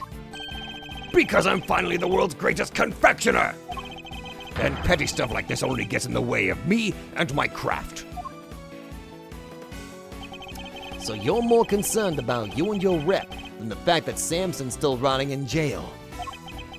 I've seen some pieces of work in my time, but you're just flat out unforgivable. Who cares about forgiveness? I did what I did. I don't need you to understand any of it. All right, Miles, it's official. Uncle Eddie is mad, and that doesn't happen often. You're not the only one. But don't worry, he won't get away with this. Not if I can help it. Mr. Gusto is no ordinary opponent. He's gone 18 years without his crimes being exposed. Think, Mr. Edgeworth. There must be some way for us to arrest him. This guy's probably watched a few legal dramas before, but he's no lawyer. Not like you and me. There's gotta be some loophole somewhere we can use. There's just gotta. A loophole? He's right. Mr. Gusto is just an armchair attorney, after all. Okay. Okay, is there like a loophole in the, where is it? The statute of limit, here we go. Is there like a thing here that can change it? 7 years from the date of the crime, oh wait, that's theft, sorry, murder. 15 years from the date of the crime, the statute is suspended should the suspect flee to a foreign country. The statute is suspended from the time of any accomplice's indictment to the end of their... Wait a minute! The statute is suspended should the suspect flee to a foreign country. Wait a minute. Wait a minute. We might be able to get him here. Oh, fuck. What kind?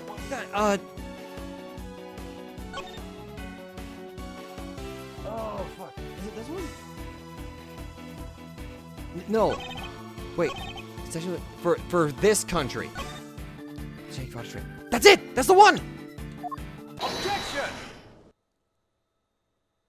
You fucked up. The statute of limitations for murder is subject to the following condition. The statute is suspended should the suspect flee to a foreign country. Which means that the time you spent abroad doesn't count toward the total time under the statute. No way! So, it's like someone hit pause while he was in Zhangfa? It appears that there may be time left on the clock yet. But that will depend on how long you stayed in Zhangfa, Mr. Gusto. It was 3 years exactly. 3 years. Hold on. Nobody say anything until I've done the math. The murder happened 18 years back. The statute was 15 years. And the 3 overseas. 15 plus 3 makes exactly 18, which means no way! Mr. Edgeworth, you did it! The statute hasn't expired after all.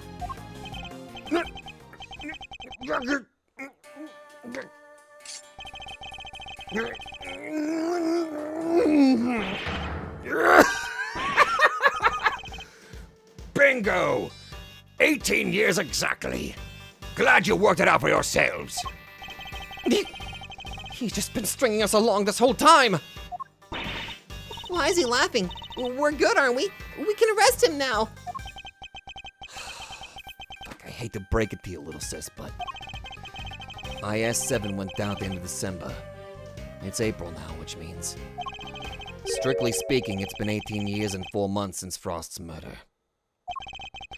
If Gusto's stay in Zhangfa really lasted 3 years on the nose, it's not enough. We're a few months short. Not enough? What did I tell you? You can't touch me! Damn it!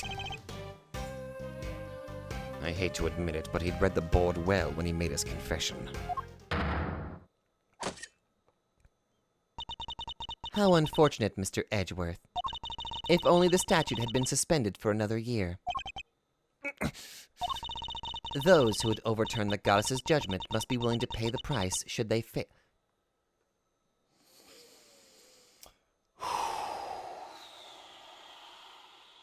Stay calm. And you, Mr. Edgeworth, have failed. No! There must be something I can do! I knew it. Well, if the law can't bring Mr. Gusto to justice, then... Judes, what are you thinking? Objection! There's no need to go add into your rap sheet just yet. We're not done here. Far from it. Because there's still a way we can nail him. There is? Alright, Mazzarino, pep talk. I need you to think back over everything we know about the case. Gusto's overlooked one critical thing that you yourself were led to believe wrongly about. Which is... He wasn't there for Samson's last trial, remember? Best I can tell, he doesn't seem to know what the final verdict that came down that day is. Which means there's still one way left to us. Wait, what was the... Convicted as an accomplice.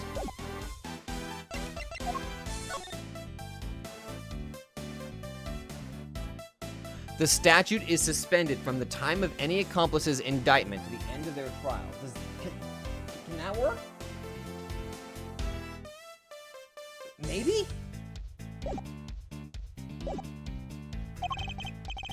Crack open your statutes for dummies there and take another look.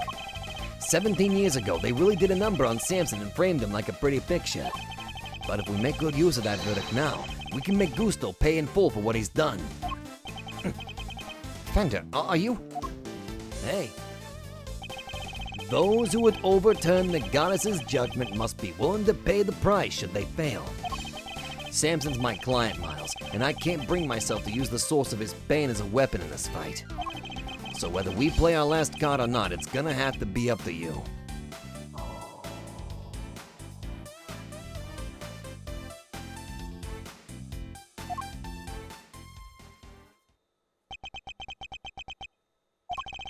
Bringing Mr. Gusto to justice can only happen if I use the outcome of that hard-fought trial. So, should I raise an objection and play that card or not? Yes, we're doing this. My father and Mr. Von Karma, one sought to reveal the truth, the other to hide it. I know which path I should choose to follow. The one that seeks to reveal the truth. This court has reached its final verdict. The record will state that Mr. Gusto has been found not guilty on all counts. Fuck you! No, Your Honor! Mr. Carmelo Gusto is obviously guilty! And I refuse to let him walk away. His crimes are too unspeakable to go unpunished. Do you mean to suggest that you have grounds upon which to call for his arrest? Oh, I do. Now to show Judge Cavell something that proves the statute of limitations hasn't yet expired. Take that! Very well. Is there a particular page of the IS-7 case file you would like us to refer to? Case overview, victim data. The suspect data. Wait, hold on. Let me go over that again real quick.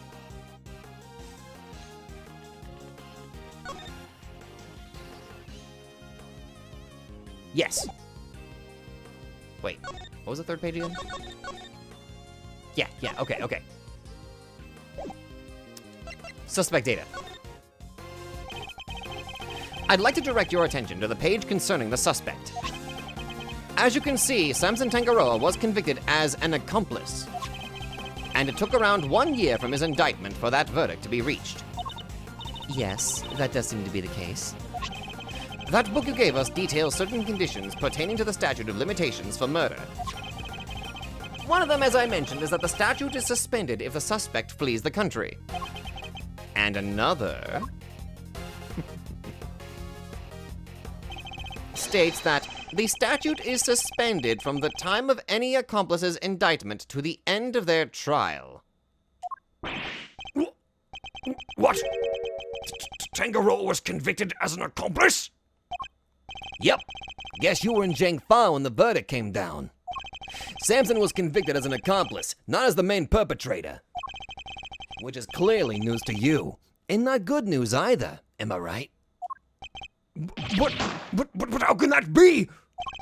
Tangaroa wasn't an accomplice to anyone. He was innocent, and you know it. Oh, we know it. It's what we've been trying to prove all along. And in a pleasing twist of fate, his wrongful conviction will be the very thing that sets him free. If you spent 3 years in Zhangfa, and your accomplice, Samson Tangaroa, was on trial for 1 year, it means you can still be charged with Mr. Frost's murder up to 19 years after the fact. In other words, the statute of limitations hasn't expired at all! The goddess's judgment is infallible, but that of her servants, it appears, is not. It seems the prosecutor in charge of this case may have erred. Unbelievably, we may have no choice but to instigate a full inquiry. No!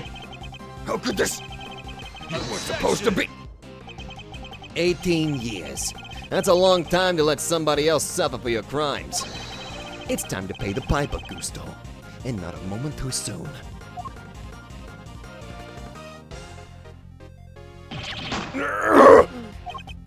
But I'm finally the greatest. My brilliance has been recognized. I gave up everything for this. Everything! Even my son! And was it worth it? More's the pity. But you can't run from the law forever. Because the bills come due at last.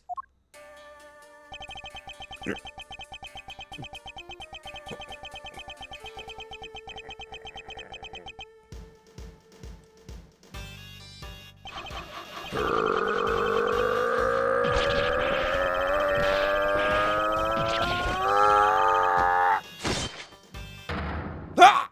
Oh!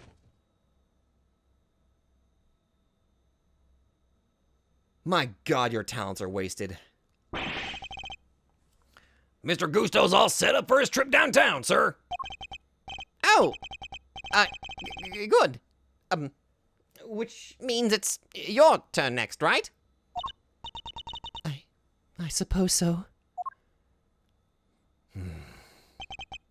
Judes. I'm so sorry, everybody. I've caused you all so much trouble. But thank you. Thank you so much for bringing Mr. Gusto to justice at last. I'm afraid there's no escaping the consequences of your actions, Miss Bound. But those actions were born of the legal mistakes that were made all those years ago. We all know that. So allow me to apologize in return, on behalf of the prosecution. Oh, no. I have no one to blame but myself for it all. Starting with those sculptures. Hey, Judes. You think maybe you might want me to represent you? I'm not some nervous newbie anymore. And there's no way I'm letting you take the rap for everything. I'd be honored. Thank you, Mr. Fender. My God, my girl, you're crying cream.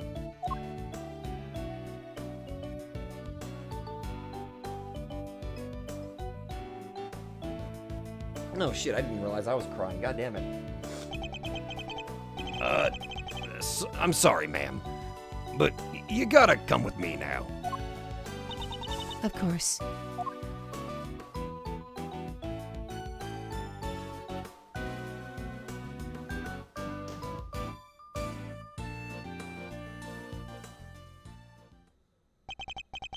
Judge Gavel, why did you lie to us? Lie? What are you talking about? You imply that there was no case for a retrial, but as we've proven, that wasn't true. Surely anyone truly committed to seeing justice done would have called one as soon as the body was found. I am under no obligation to answer such questions. And you clearly have no intention of doing so either. Truly, you are proving to be quite a threat to the Committee for Prosecutorial Excellence. As such, you give me little choice but to report back on your continued transgressions. No doubt you will be called to appear before the committee in due course.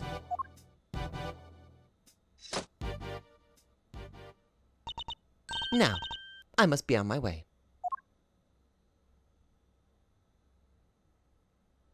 What the heck? And after you caught the real killer and everything? Isn't that what prosecutors are supposed to do? Regardless of how it may all play out, I will never regret what we accomplished here today. Mr. Edgeworth. Hey, Mr. Edgeworth? Yes? Why did you stick your nose in this case anyway? You weren't even on the job. My job is to bring the truth to light, Mr. Winner. Not only as a prosecutor, but as a person. I don't get it. I wouldn't expect you to understand. Not as long as you believe that closing a case makes you a winner. That's going way over my head. I'm going home. He really is just a kid. What was that all about? Eustace still has a lot to learn, is all. Also, I feel like that's like the first step to Eustace kind of stepping out of Gavel's shadow. Because my man didn't even have to come up there to ask Edgeworth any questions, but he still went up there to ask him. That kind of shows that he legitimately wanted to know what Edgeworth was thinking. And he wasn't even being cocky about it at all. He was just like genuinely wanting to know why. Mousy Wowsy! Yes? I just wanted to say old Greggy Pegleg would have been proud of you today. Oh, look at me tearing up. And thanks for helping poor Sammy Poople. Of course. Hey, Edgy! Looks like you cleared everything up, huh? So, what happened exactly? I was kind of busy sketching. Wait, where did Judy and Verity go? Wow, you really weren't paying attention, were you? Though I'm loath to admit it, Larry's sketches did come through for us on more than one occasion.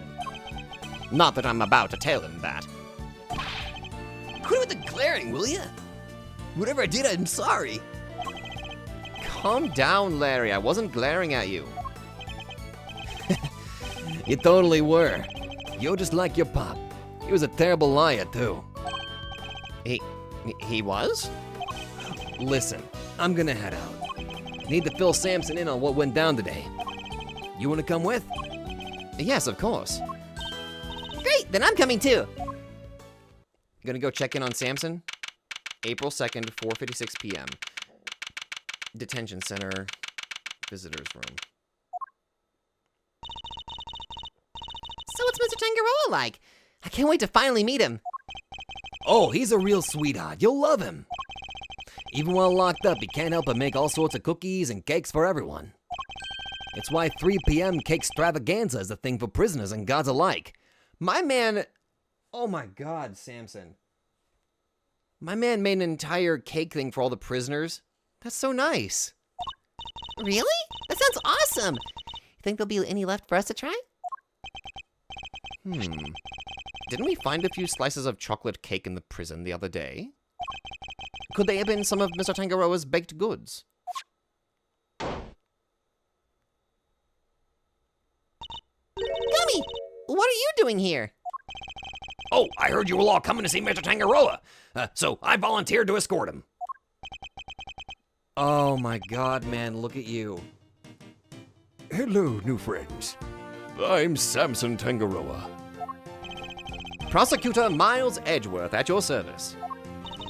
And I'm Mr. Edgeworth's trusty sidekick, Kay Faraday.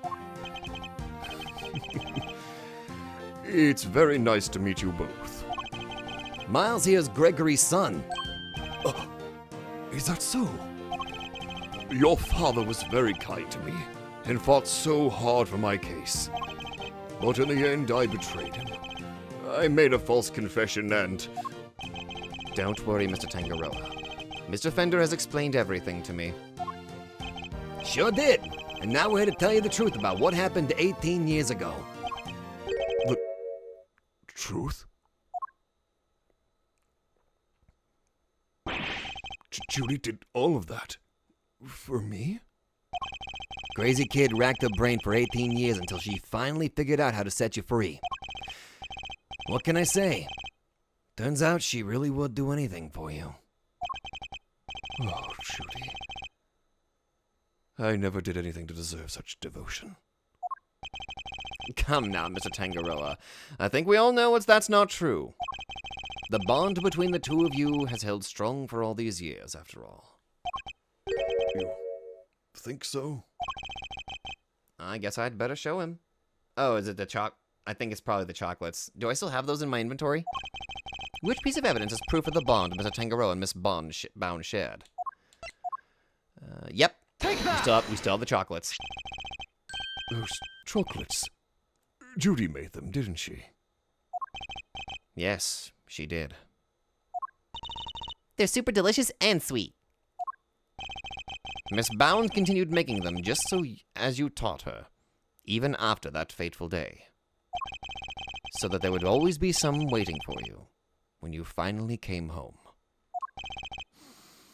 Judy.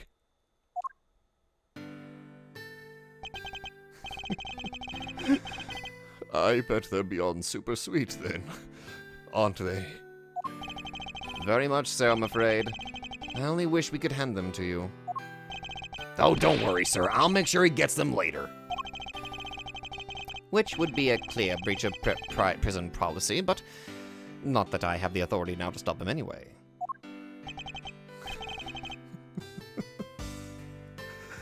Thank you. Very much. You know, Detective, something about you reminds me of Detective Bad. Oh, really, pal? Because I look up to him a lot. He's my role model. You don't say. It seems fate likes to bring people of all sorts together. You hang in there, Samson. Just a little longer. I should be able to get you out soon. I'm sorry it's taken so long. Nobody should have to wait 18 years to get justice.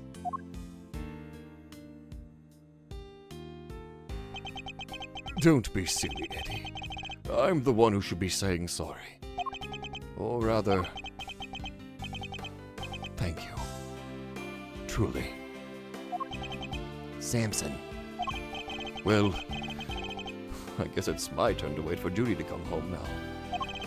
I'd better make sure there's something delicious on the table for her when she finally walks through that door. Don't let me down, Eddie.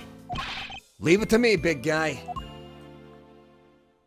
God, that was a really good case. Holy crap, it might be my favorite so far. I keep saying that about every damn case I play in these games. The IS-7 incident. It's been 18 long years, but this case we'd inherited from my father is finally coming to a close.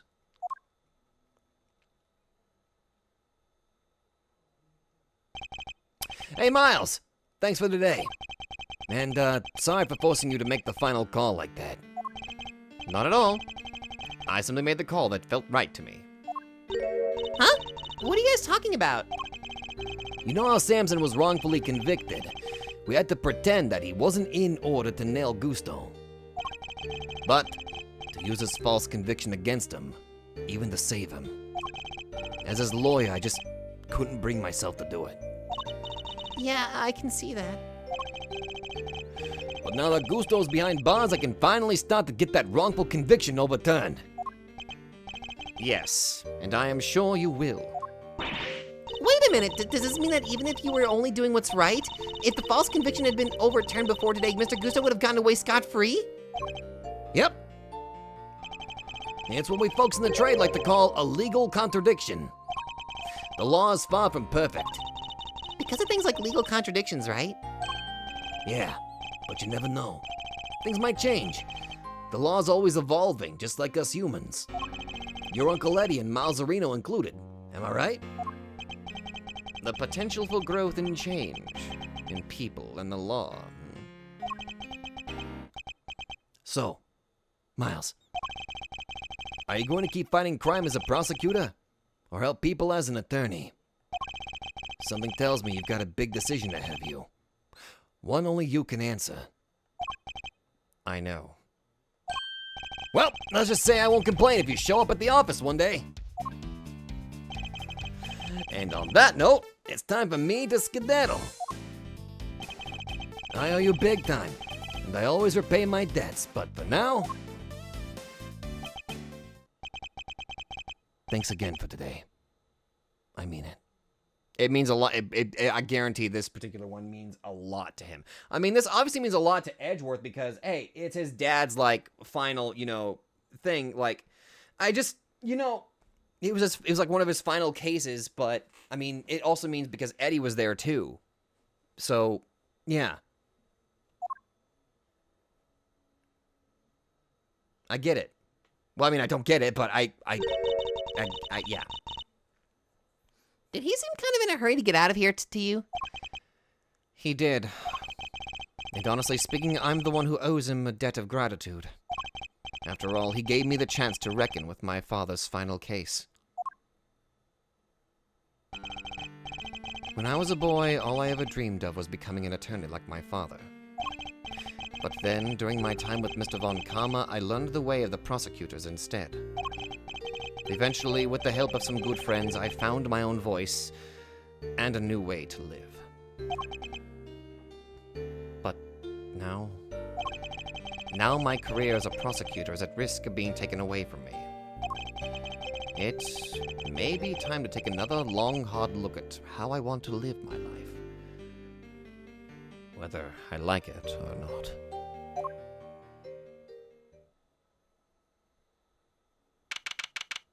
April 2nd, Edgeworth & Co. Law Office? What? Hey, Gregory. Sorry for reporting in so late. Oh. It may have taken 18 years. But we're finally in a position to prove Samson's innocence. All thanks to your boy, Miles. I couldn't have done it without him. You should have seen him. The way he fought for the truth gave me chills. It was like I was watching you. Look, I know I'm not half the attorney you were, but those guiding principles you tried to instill in me, I like to think I'm embodying them now as I carry on your legacy. Here's hoping. Aw, don't make me cry, man. Your boy will be joining me in that soon. Fuck. Am I going to fight crime as a prosecutor? Or help people as an attorney? What is the right answer? Which path should I choose?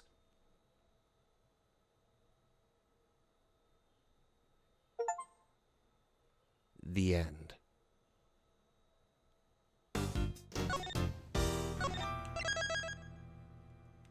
A Turnabout Forsaken. That's gonna be great, but I won't be able to play it until I get back from... Ugh. Holy shit, I'm about to fucking sob. That case was so goddamn good. I am struggling to find the right words here. I think the highlight of that was going back in the past playing as Gregory, because we finally got to see things, got to see through his perspective, which was just utterly magical. It was so insanely... This was an emotionally driven case. My God. Everything about it felt so potent. Like, God. It would not be as good if I didn't play the other, like... If I didn't play the other Exterminator games and learned more about Edgeworth, but God.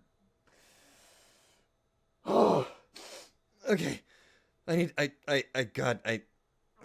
I'm gonna go. Thank you all very much for watching, and I'll see you guys whenever I get home.